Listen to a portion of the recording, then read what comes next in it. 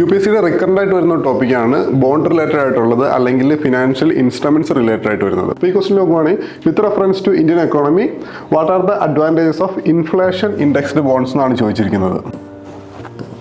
Inflation indexed bonds എന്ന് പറയുന്നത് government dated government securities അല്ലെങ്കിൽ ഗവൺമെൻറ്റിൻ്റെ ബോണ്ട്സ് ലോങ് ടൈം ബോണ്ട്സിൻ്റെ ഇൻഡെക്സ് അല്ലെങ്കിൽ നമ്മുടെ ഇൻഫ്ലേഷനുമായിട്ട് ലിങ്ക്ഡ് ആയിരിക്കും.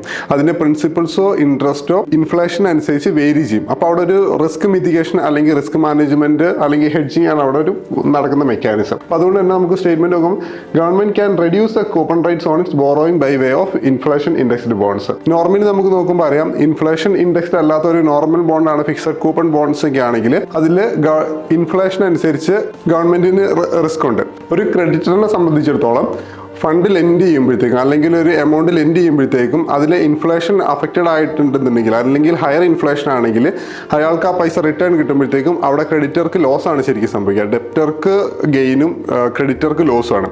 അപ്പോൾ ആ ഒരു ഐഡിയയിൽ നോക്കുമ്പോഴത്തേക്കും ഇൻഫ്ലേഷൻ ഇൻഡെക്സ്ഡ് അല്ല എന്നുണ്ടെന്നുണ്ടെങ്കിൽ അവിടെ ഒരു റിസ്ക് എലമെൻ്റ് ഉണ്ട് ക്രെഡിറ്റർക്ക്. ആ റിസ്ക് എലമെൻറ്റ് ഇൻഫ്ലേഷൻ ഇൻഡെക്സിങ് വഴി ഈ ഇൻഫ്ലേഷൻ ഇൻഡെക്സ് ബോണ്ട്സിൽ ഒഴിവാക്കുന്നുണ്ട്. അപ്പോൾ ആ റിസ്ക് മിറ്റിഗേഷൻ ഒഴിവായത് കൊണ്ട് തന്നെ അവിടെ കൂപ്പൺ റേറ്റും കുറവായിരിക്കും. റിസ്ക് കുറയുമ്പം അതിനനുസരിച്ചുള്ള കൂപ്പൺ റേറ്റ് അല്ലെങ്കിൽ നമ്മൾ പറയുന്നത് ഇൻട്രസ്റ്റ് റേറ്റ് എന്ന് പറയുന്നത് കുറവായിരിക്കും. ആ ഇൻട്രസ്റ്റ് റേറ്റ് കുറയുന്നത് കൊണ്ട് തന്നെ ഗവൺമെന്റിന്റെ കോസ്റ്റ് അല്ലെങ്കിൽ ഗവൺമെന്റ് ബോറോയിങ് കോസ്റ്റ് അല്ലെങ്കിൽ ഇൻട്രസ്റ്റ് റേറ്റ് ഗവൺമെന്റിന് കുറഞ്ഞ ഇൻട്രസ്റ്റ് റേറ്റിൽ ക്രെഡിറ്റേഴ്സിന് അല്ലെങ്കിൽ പബ്ലിക്കിൽ നിന്ന് ഡേറ്റഡ് സെക്യൂരിറ്റീസിന് ഇഷ്യൂ ചെയ്യുന്ന വഴി റിസീവ് ചെയ്യാൻ സാധിക്കും.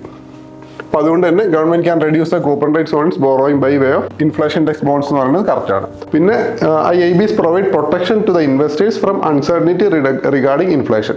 അപ്പം നമ്മളിപ്പോൾ ജസ്റ്റ് പറഞ്ഞതുപോലെ തന്നെ ഇൻഫ്ലേഷനിൽ നിന്നുള്ള അൺസർട്ടനിറ്റി മിറ്റിഗേറ്റ് ചെയ്യാൻ വേണ്ടിയിട്ട് ഇൻവെസ്റ്റേഴ്സിനെ അല്ലെങ്കിൽ ക്രെഡിറ്റേഴ്സിനെ ഹെൽപ്പ് ചെയ്യും. അത് തന്നെയാണ് ആ ഒരു ട്രസ്റ്റ് അല്ലെങ്കിൽ ആ ഒരു അഷ്യൂരിറ്റി ഇൻഫ്ലേഷനിൽ നിന്നുള്ള ഒരു പ്രൊട്ടക്ഷനാണ് ഇതിൻ്റെ ഒരു ബേസിക് ഫീച്ചർ എന്ന് പറയുന്നത് തന്നെ. അപ്പോൾ അതുകൊണ്ട് തന്നെ സ്റ്റേറ്റ്മെൻറ്റ് 2 കറക്റ്റാണ്. പിന്നെ നമുക്ക് നോക്കിക്കഴിഞ്ഞാൽ അറിയാം interest received as well as capital gains on IIBs are not taxable എന്ന് പറയുന്നത്. ഇൻട്രസ്റ്റ് റിസീവ്ഡും ക്യാപിറ്റൽ ഗെയിൻസും നോൺ ടാക്സബിൾ ആണെന്നാണ് പറഞ്ഞേക്കുന്നത്.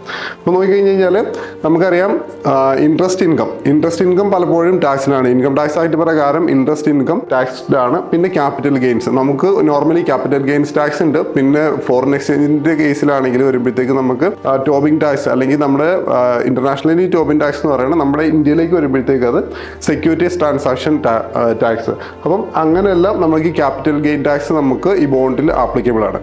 അപ്പം രണ്ട് രീതിയിലും ഇൻട്രസ്റ്റ് റിസീവ് ചെയ്തതിൽ ക്യാപിറ്റൽ ഗെയിൻസിലും നോൺ ടാക്സബിൾ ആണ് എന്ന് പറയുന്ന സ്റ്റേറ്റ്മെൻറ്റ് ഒരു അബ്സല്യൂട്ട്ലി റോങ് സ്റ്റേറ്റ്മെൻ്റ് ആണ്. അപ്പോൾ നമുക്ക് തേർഡ് റോങ് ആയിട്ട് തന്നെ എടുത്തു കഴിഞ്ഞാൽ ഈ തേർഡ് സ്റ്റേറ്റ്മെൻറ്റിൻ്റെ ആ റോങ്നെസ് നമ്മൾ തിരിച്ചറിഞ്ഞു കഴിഞ്ഞാൽ തന്നെ നമുക്ക് ആൻസറിലേക്ക് എത്താൻ പറ്റും. എലിമിനേഷൻ വഴി 1 and 2 ആണ് ആൻസർ. UPSC പലപ്പോഴും എസ്പെഷ്യലി എക്കണോമിയുടെ ക്വസ്റ്റ്യൻ വരുമ്പോഴത്തേക്ക് എലിമിനേഷൻ ഒരുപാട് സ്കോപ്പ് ഇടുന്നുണ്ട്. മിക്കവാറും ഒന്നെങ്കിൽ റെഗുലേറ്ററി ബോഡീസിലായിരിക്കാം തെറ്റിക്കാം, അല്ലെങ്കിൽ ഫാക്ച്വലി നമ്മൾ അറിഞ്ഞിരിക്കണം എന്ന് നിർബന്ധമുള്ള ഒരു ഏരിയാസിൽ അല്ലെങ്കിൽ ആ ഒരു ഫാക്റ്റ് തെറ്റിക്കും. അതാണ് ഇവിടെ ഉള്ളത്.